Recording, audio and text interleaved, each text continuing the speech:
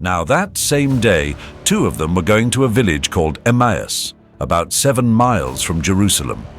They were talking with each other about everything that had happened. As they talked and discussed these things with each other, Jesus himself came up and walked along with them, but they were kept from recognizing him. He asked them, "What are you discussing together as you walk along?" They stood still, their faces downcast. One of them, named Cleopas, asked him, "Are you the only one visiting Jerusalem who does not know the things that have happened there in these days?" "What things?" he asked. "About Jesus of Nazareth," they replied. "He was a prophet, powerful in word and deed before God and all the people. The chief priests and our rulers handed him over to be sentenced to death, and they crucified him. But we had hoped that he was the one who was going to redeem Israel. And what is more, it is the 3rd day since all this took place.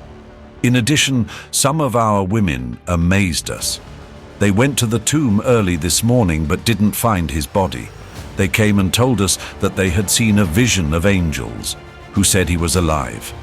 Then some of our companions went to the tomb and found it just as the women had said, but they did not see Jesus."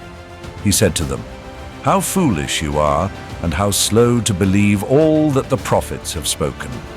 Did not the Messiah have to suffer these things and then enter his glory?"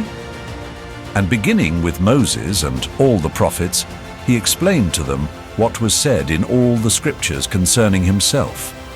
As they approached the village to which they were going, Jesus continued on, as if he were going farther, but they urged him strongly, "Stay with us, for it is nearly evening. The day is almost over." So he went in to stay with them. When he was at the table with them, he took bread, gave thanks, broke it, and began to give it to them. Then their eyes were opened and they recognized him, and he disappeared from their sight. They asked each other, "Were not our hearts burning within us while he talked with us on the road and opened the scriptures to us?" They got up and returned at once to Jerusalem.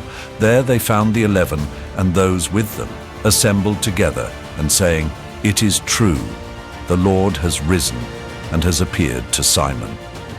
Then the two told what had happened on the way and how Jesus was recognized by them when he broke the bread.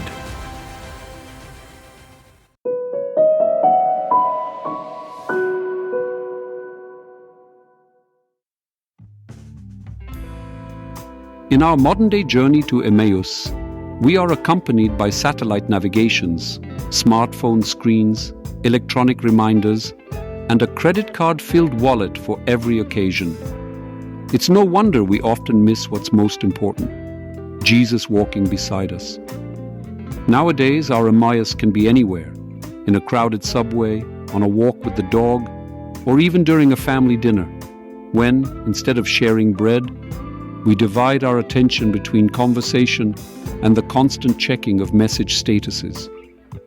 Just like the disciples on the road to Emmaus, we live with the belief that we understand the world and our role in communities. We expect Jesus, or our own version of the Messiah, to come and solve all problems. We desire freedom, but on our terms.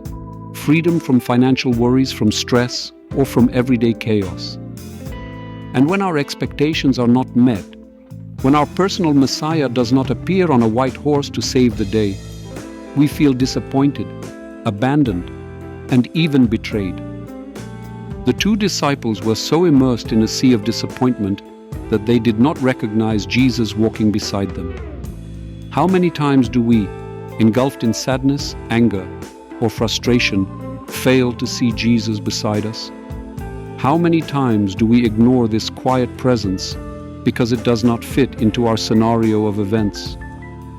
But Jesus, undeterred by our doubts, continues his mission. He explains the scriptures, places people and signs in our path, enlightens minds, even when our hearts are closed. When necessary, he teaches us the basics, through lessons from experience, mistakes, up to epic moments of enlightenment. But we always need the breaking of bread to finally open our eyes. A moment of community, of simple human closeness, without filters and screens, to see his work in our lives. When the disciples finally recognized Jesus, they immediately returned to Jerusalem to share their experience. They did not keep this joyous news to themselves, but shared it with others.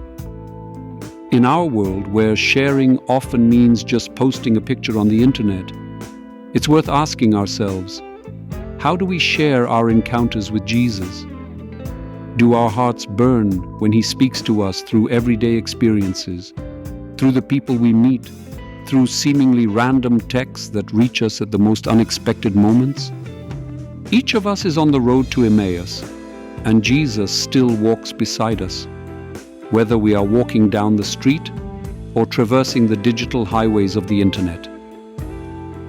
The challenge is not to find him in the places where we expect him, but to see Jesus where he is, right beside us in the most ordinary moments of our lives.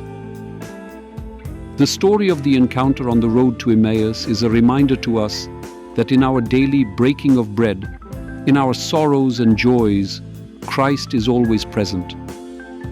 We may not always recognize him, but he walks by our side, ready to reveal himself as soon as we open our hearts to him. May God bless us all.